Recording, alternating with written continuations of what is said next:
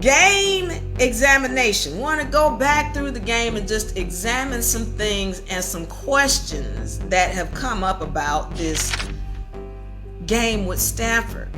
Okay? Want to examine some questions and just go through it.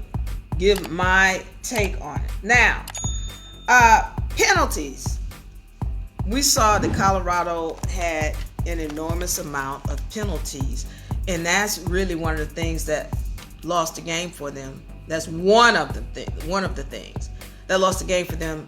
The fact that they had so many penalties. They had no discipline whatsoever. All right.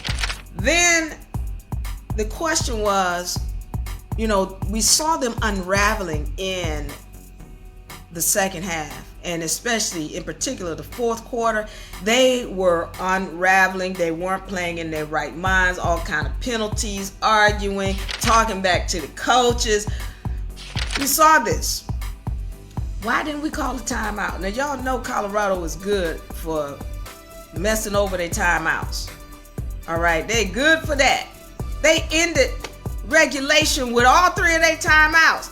Somebody call a timeout so we can get these guys together. We can get them in their right mind. We can get them to take a deep breath and focus. Why we didn't call a timeout there?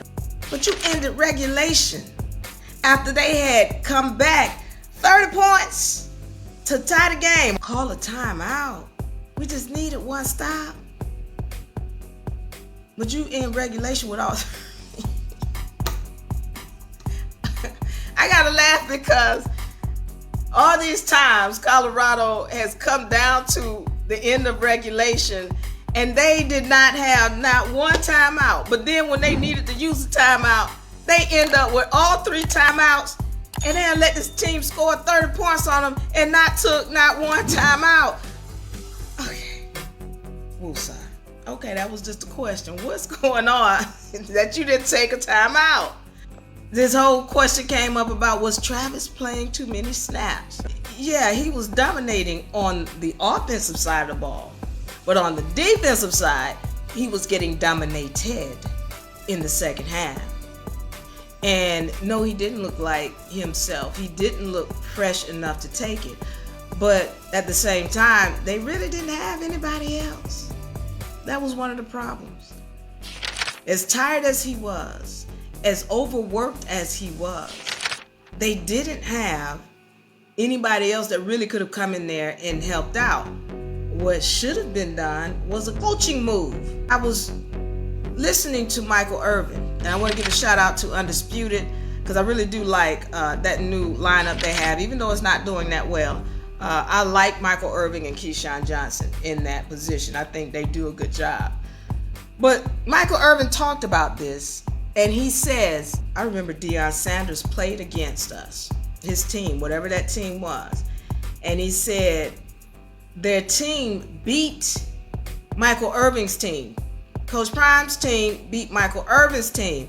And Michael Irvin was the number one receiver. And they had to stop Michael Irvin. Coach Prime had told his coach, he said, I know I'm the number one cornerback on the team, but they're going to expect me to play Michael Irvin. My suggestion is that you put two guys on him, one underneath to cut off the passing lane and one over the top of him to cut him off in the back. And then you let me take the second guy, the number two guy. You let me take him.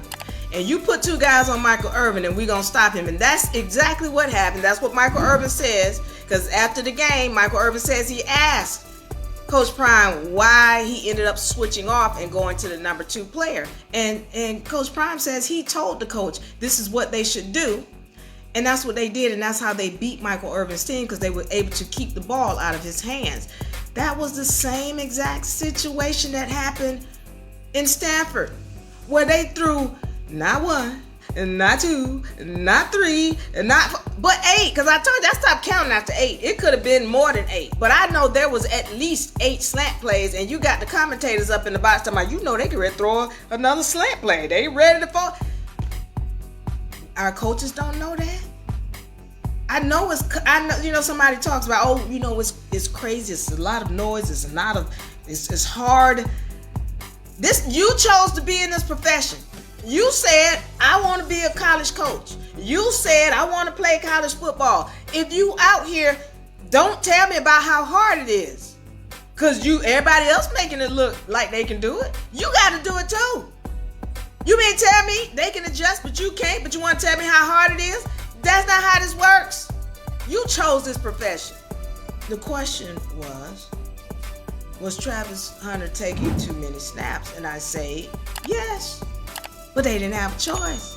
The real issue is Coach Prime. You did this before with Michael Irvin. Why wouldn't you do it when it comes to your team that's in the same exact position? That boggles my mind. We're going to talk about this too.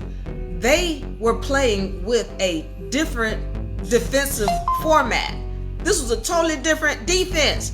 They had to move Woods from his position, which is where he tends to make a lot of interceptions, to a whole nother linebacker position. And then you got people on the line who's supposed to be playing on the line or linebacker. They not there for whatever reason. Where is Juju Mitchell? You understand what I'm saying? Listen, a lot of people say, well, it's the same team just because they had players in different positions and one was missing. Listen, I've played sports and I've done all kind of team activities where you have to have people in place. This is your job. I need you in place to do this. I've had teams where I have had to replace one player with somebody else. It's like, okay, the week before we go out and we do this event or whatever it is, and we killing it. I'm saying bringing it to life. We won this, okay? That was this week. The next week, I got to switch this player out and put another player in it. It's not the same team. That's why you talk about that gel. You got gel together. Trevor Woods is not used to playing a position where he was. And being in that position, that makes him prone to make mistakes in that position. That's not where he is because they have assignments. When he was in his position, he knew his assignment. Now you put him in a new position, he's prone to make mistakes. And then who's back here? And then who are these other people playing linebacker trying to cover for these people who are out? The questions, where they at? Where they at? Where Juju Mitchell at?